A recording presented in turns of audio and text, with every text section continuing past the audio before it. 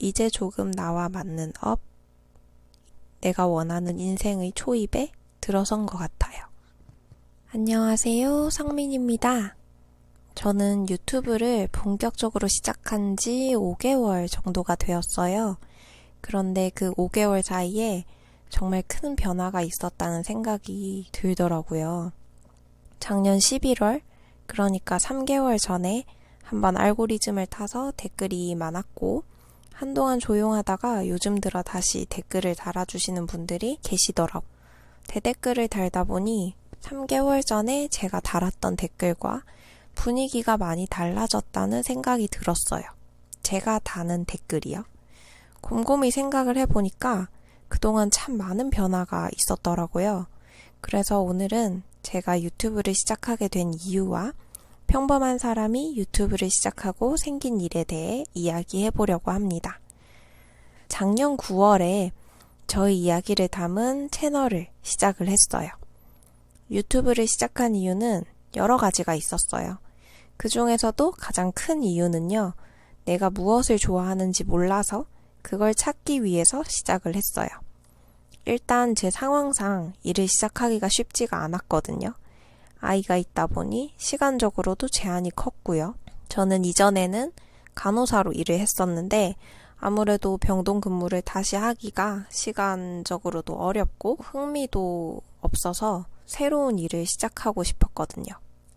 이왕 업을 바꾸려면 정말 좋아하는 일을 하고 싶었는데 막상 할 줄 아는 게 아무것도 없는 거죠. 제가 뭘 좋아하는지도 모르고요. 막연하게는 글을 쓰고 생각을 말하는 일을 하고 싶다고 생각했지만 누가 저희 이야기를 들어줄까요? 좋아하는 일을 찾고 싶어서 이것저것 시도를 하다가 이번에는 메시지를 전하는 일을 해보자는 결심이 섰어요. 내 이야기를 들어주는 사람이 없더라도 그냥 나 혼자서 떠들어보자. 아이를 3년쯤 키웠으니 아이 엄마로 살아가는 시간이 길어질수록 주변에는 아는 아이 엄마들이 자꾸 생기더라고요. 그러다 보니 온종일 아이와 육아에 대한 이야기로 가득 차게 되었어요. 그때 저희 관심사는 꿈과 삶에 대한 이야기였지만 꺼내기가 좀 어렵더라고요. 그래서 매일 저녁에 남편이 퇴근을 하면 아이들을 맡겨두고 강아지를 데리고 산책을 나갔어요. 좋아하는 유튜버들의 이야기를 이어폰으로 들으면서 한 30분 정도 걸어요. 그 시간이 저에게는 참 좋더라고요. 관심 있는 이야기를 찾아 듣는, 그에 따른 제 생각들을 정리해보는 그 시간이 정말 마음에 들었어요. 그러고 나니까 좀 더 욕심이 나더라고요. 내 주변에도 이런 이야기를 나눌 수 있는 사람들로 채우고 싶다. 어떻게 하면 그렇게 할 수 있을까? 내가 먼저 이야기를 시작하면 들으러 오는 사람이 생기지 않을까? 그렇게 지독한 외로움과 나를 표현하고 싶은 마음에 좋아하는 일을 찾기 위해서 유튜브를 시작을 하게 됐습니다. 보통 그런 얘기를 해요.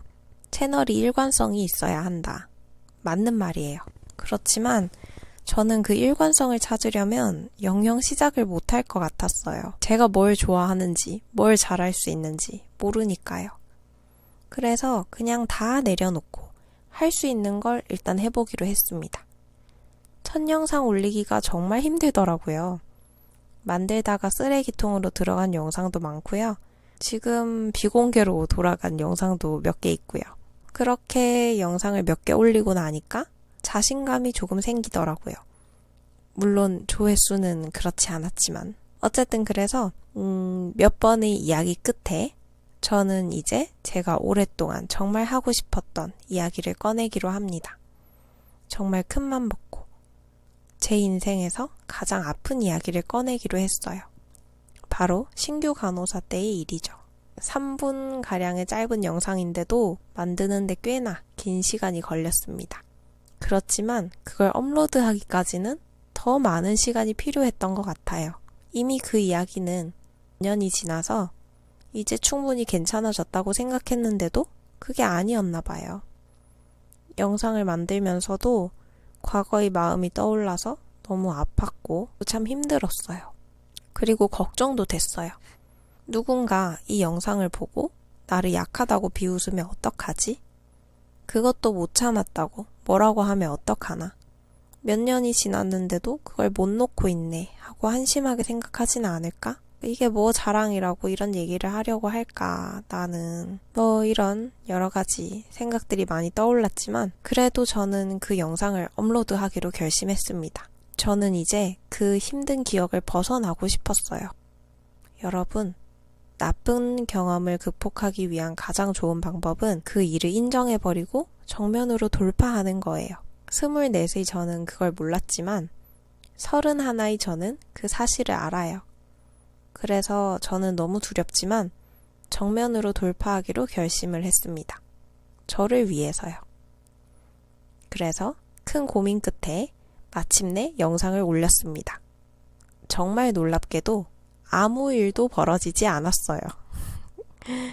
얼마나 다행인가요? 정말 놀랍게도 아무도 관심을 주지 않았습니다. 그런데 그 사실이 저에게는 너무 큰 안도가 되었어요. 관심이 필요해서, 사람을 만나고 싶어서 그렇게 시작한 유튜브지만 아이러니하게도 사람들이 나에게 관심이 없어서 다행이라는 생각이 들었습니다.